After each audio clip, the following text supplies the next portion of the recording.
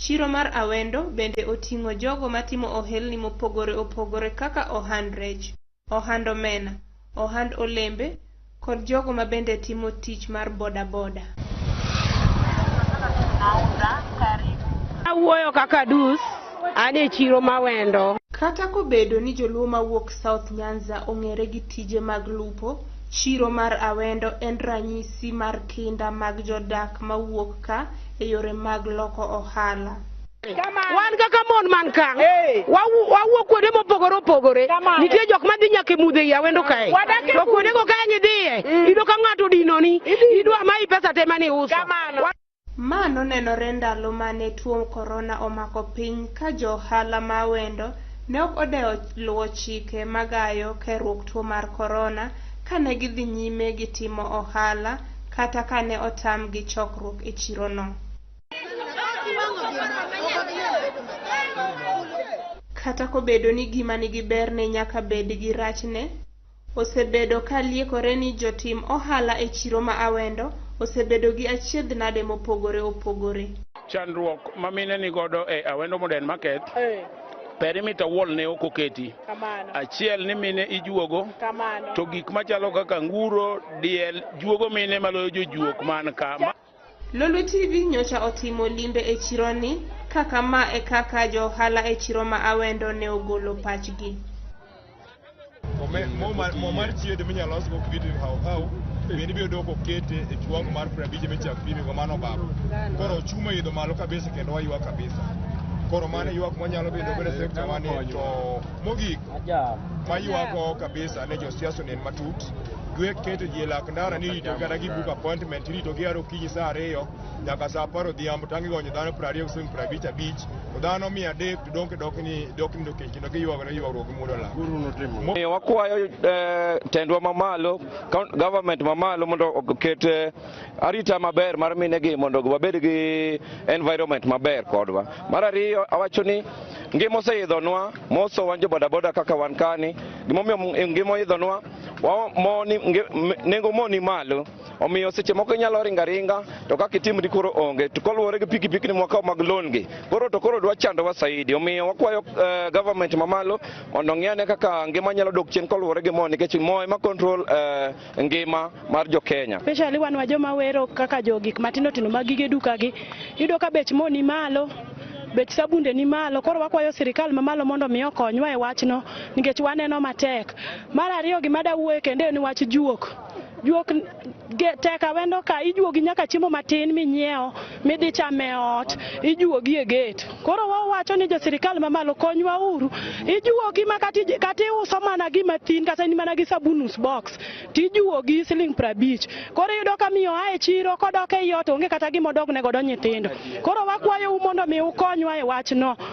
Wainyore Awendo kada wuoyo kuom wach mar ndara mar ringo waneno matek nikech fuel ni malo. Koro sami idhi pikipiki kata kidhi kamoro kamonego beni dhi gi siling 50 idhi gi siling 100 manyiso ni fuel ni malo kabisa. Wakwayo malo kanyo ni mondo ukonywa kaka jotendwa jotelo manosetiyo chon. Insecurity ni Awendo wamine mauso ok wanyal wuok e chiro kata saa 2 kata saa 3 nikech iluor ni saa 2 kata saa 3 idhi dinie yo kendo idhi ng'ad ng'uti kendo idhi tho. Koro chuno wawuok chon kapok wauso maber to seche go be ma jojo wakali wuok e jwakali kata jo pikipiki ai pikipiki odwa ni mondo mi okawe gimoro mondo ter dala. Tame kaka dodonji mondo mi ter dala nikech insecurity ni Awendo konywa uru. Mon malo ka Awendo wan matek. MCA marwa Central Sakwa owi ne kama wantie nwatir gi kura ana chiel kuma no mi kura mibungo marwa chok wange dongo awuo luna Awendo wuogoko wan matek ne kama chuleta chiel iju misilingi 100 gema ok donji koro une wango makatokwa ni wuo to wanga riyo sanu dhi mi kura kendo da ku konyi to mondo liete wala watim nango wuo ko mondo konywa aonge wach matimore i Awendo sub county waonge light waonge security manyalo rito wa kanyo jama chiegni kanyo jo ne ng'ato health center onge gimoro amora ma jotendwa gi osewuoye kata chiel kwa kanyo nyum ng'ato kisima ne rea onge jatelo moro amora mosewuoye nyoja nyojo nyum moro sare nyathi school mabe pok obedo kata gi kare ang'o ma utimo un jotelo mane wayiero sani udwaro kura ni mondo wateru to pok uluoko insecurity ma Awendo mondo wawuoth makare. kare makidi kata rap kom ka ineno kata ka watni ong'adi iwacho ni kara sirkal ni kanye kara sirkal ni kure manyalo konyo ngimawa ana wuoyo kaka ng'ama lit ne kaka janyuol gima neno katimore e Awendo sub-county koro wadwaro wuolo wuok oko akuru marachar nwa yiero ka owuok oko mondo ng'iya ne niya ni ang'o matimore e Awendo kapok wayiero udhi mbele nikech wanyalo lingi kura kaluwore gi gima timore e Awendo mano kene gima nyalo mada biro wone county government ma Migori kaachiel gi national sirkal mamalo ne giwe jopiny oti gi dwachgi nikech nowach ni wan e demokrasi inyalo timo gimiwinjo ka pachi odwaro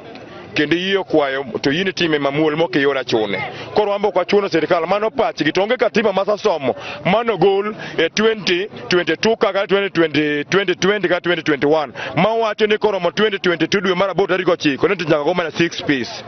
gima miyo wanyalo wacho ni gino nyalo bedo gi hera sama nyo itimo nomination